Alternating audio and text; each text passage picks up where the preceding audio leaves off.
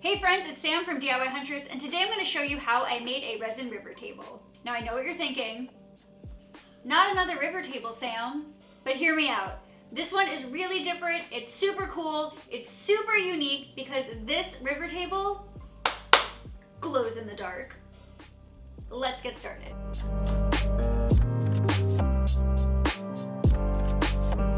Okay, so you know that emoji that has the two heart eyes? Yeah, that's what my face looks like every time I've stared at this slab for the past year in my workshop. I received this gorgeous maple burl as a gift from my buddy Jeff Mack about a year ago, and I had been waiting for the perfect project for it, and I finally had a light bulb moment, pun intended.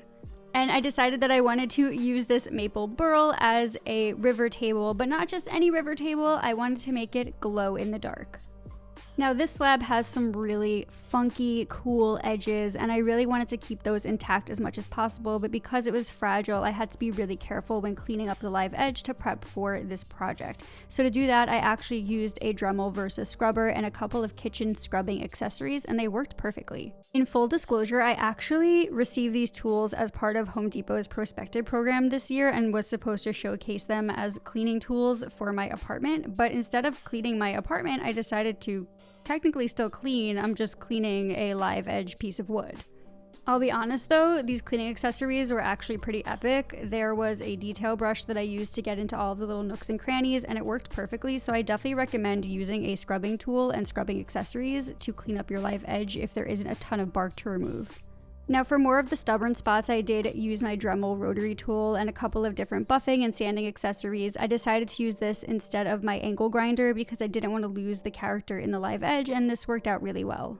But I know I'm already throwing a lot of tools at you guys, so as always, you can find the full list of materials and tools that I used for this project on my website by clicking on the link that I left below this video. So after cleaning up the live edge and removing any debris or dust that may come off during the resin pour, it was then time to cut this slab in half in order to make my actual resin river table layout. And for this project in particular, I actually used my track saw, but in my other resin river table on my channel, I do use a little more basic tools for this. I think I used a circular saw and a makeshift straight edge, but you can check that out on my channel. I have also linked it below this video. That includes a full rundown of tools that you can use to do a project just like this that most people have in their workshops or can purchase at their local home improvement store. And as you can see, by using a piece of foam board insulation under the slab, I was able to cut directly into my workbench without cutting directly into my workbench, if you catch my drift. Now before I could get too excited about starting this resin pour, one other thing that I really needed to do was fix one portion of the slab that had this perfect straight edge. I just didn't think it looked organic and nice and didn't fit into the aesthetic I was looking for, so I used my Dremel and my sander to just shape this area of the live edge slab and to make it look a little more organic.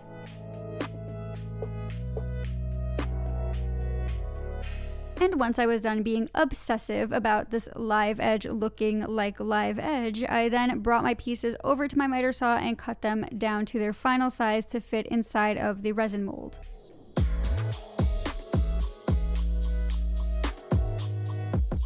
So I recently got my hands on a reusable mold from Maker's Reusable Molds, and this thing is awesome. It's basically a mold that I can just use over and over and over again without having to rebuild a mold every time I do a resin project. But if you don't have access to a mold like this, in my last resin river table project, I do show you how you can make your own melamine mold in your workshop using some basic power tools. So definitely check that out if you're interested. But if you're someone who does a lot of resin pour projects, I highly recommend this product. It just made my life so much easier in so many ways. In fact, pretty much all I had to do in order to prep this mold for the pour was to just assemble all of the sides, use some removable dividers to figure out how big I wanted my table to be, and then attach some feet to it so that I can make sure that my mold was perfectly level when I'm pouring. I then set that mold up on a tarp and made a little section in my workshop that was dedicated to kind of just homing this pour for a couple of days. And once I had everything situated, it was then time to silicone all of the seams on the mold and to make sure that everything was nice and tight so no resin would leak out. I I then added my dividers to make the perfect size that I wanted for my coffee table. But again, if you're building your own mold for this project or a project like this, you may just want to build it directly to the dimensions that you need for your project. And I cover that way more in my other resin river table project on my channel, so definitely check that out if you're interested. At this point, it was time to prep the slabs, and luckily I had some help. What's up, Pupper? You gonna help me? All right, here's what you need to do. I need you to take that slab out and the other slab out, and then I'm gonna silicone, and then we'll be able to pour tomorrow. Sound good? All right, let's get to work. Come on, let's get to work. Come on.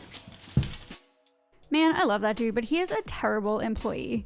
So at this point, the entire resin mold is silicone and that is drying, and the only thing I really wanted to do was to silicone the bottom of the slabs, and this is going to prevent them from floating up when I pour my resin later. Now, usually I actually clamp my slabs down to the mold that I'm using, but I wanted to try some new techniques for this project since I've already made a resin river table on my channel, and since I've seen a lot of other makers use silicone on the bottom of their slabs, I wanted to try that as well.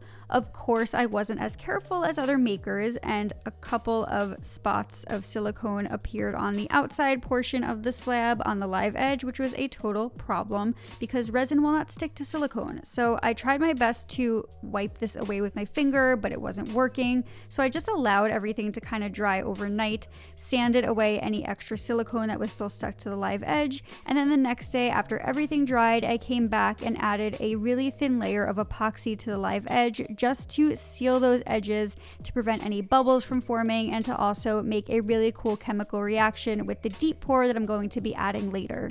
So after letting that seal coat sit for a couple of hours, it is then time to pour my deep pour epoxy, and I mixed that up according to the directions on the bottle and then added my super secret ingredient, which was glow in the dark pigment, which really isn't that super secret. You can find it literally anywhere on the internet, but the idea of it sounds really cool.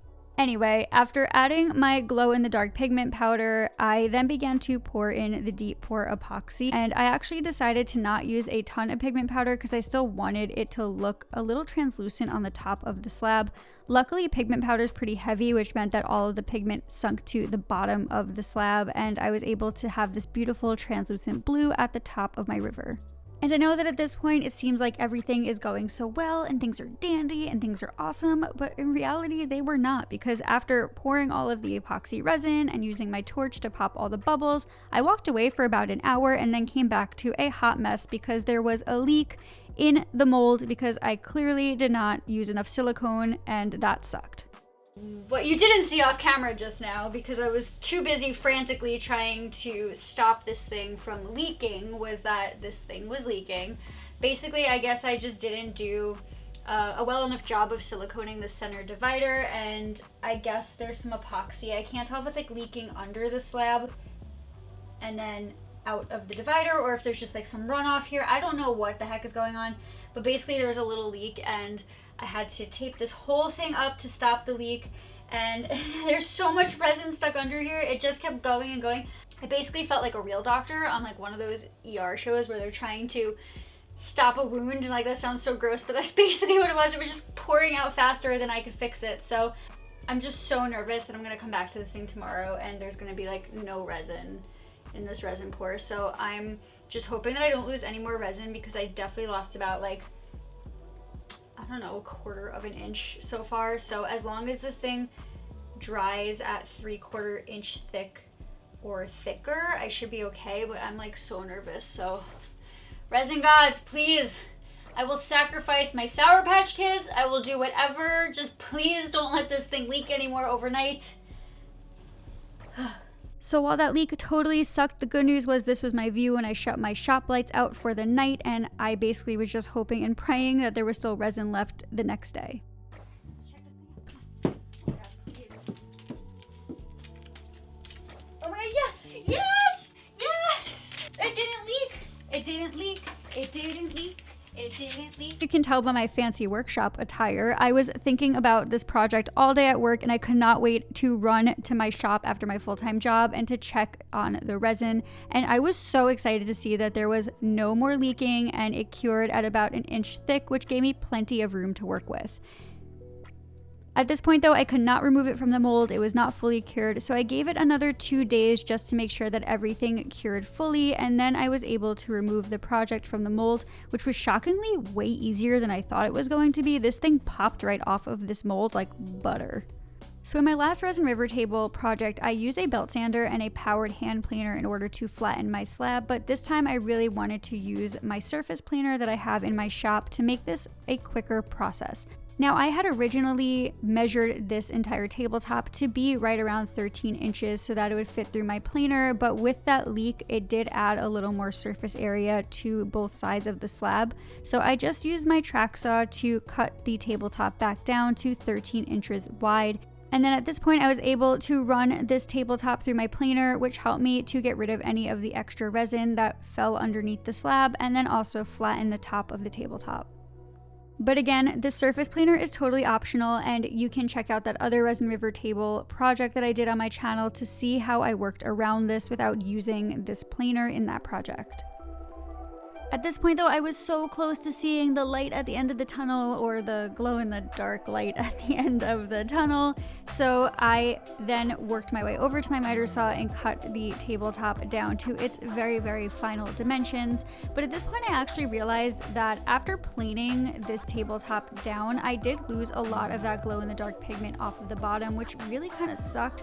So I did have to work around that and figure out a way to get some more pigment onto this table. So to do that, I sanded down the entire bottom portion of this tabletop to 120 grit, and then I mixed up some tabletop epoxy with some of that glow in the dark pigment and painted it along the bottom side of the table. I really wanted this table to look lit.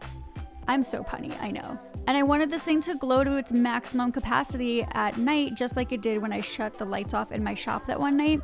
And the best way to think about doing this was to just add pigment to the bottom, because it allowed the bottom to be saturated in that really awesome glow pigment, but still allowed the top of the table to be translucent.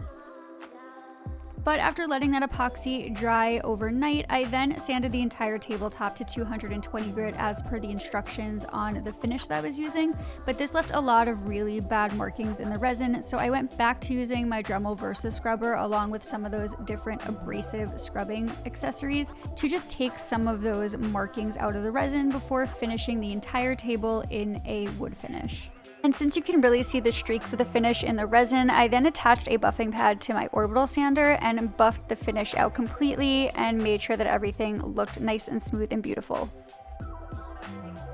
I then decided to add some super simple hairpin legs because I didn't want to take away from the full look of this resin river table, and I did that just using my drills, and it made a really cool impact. And once those legs were installed, it was then time to bring this table over to our apartment and give our space a literal and figurative glow up. I am so stoked about how this table looks, both with the lights on and the lights off. In a way, I'm also kind of shocked that this worked out as well as it did. And although I've already built a resin river table on my channel before, it was so much fun to try some new techniques with this one, and I feel like it turned out pretty cool. I mean, let's be real, this table has totally lit up my life. Okay, I'm sorry, I had to add one more before the end of this video. It's just way too much fun. In all honesty, I'm super proud of this build, and like I mentioned earlier in my video, you really don't need crazy special tools to do a project like this. You can check out my older resin river table to see how I made a similar version using more basic power tools. A project like this is really super approachable. I mean, honestly, if I can do it, I swear anybody can do it. I really hope you guys love this project as much as I did. If so, please make sure to subscribe to my channel if you are not subscribed yet. But in the meantime, thank you guys so much for your love and your support. I cannot believe that we are 100,000 subscribers strong. You guys are awesome, and I cannot wait to keep sharing projects with you on this channel. But until then, friends, happy DIYing.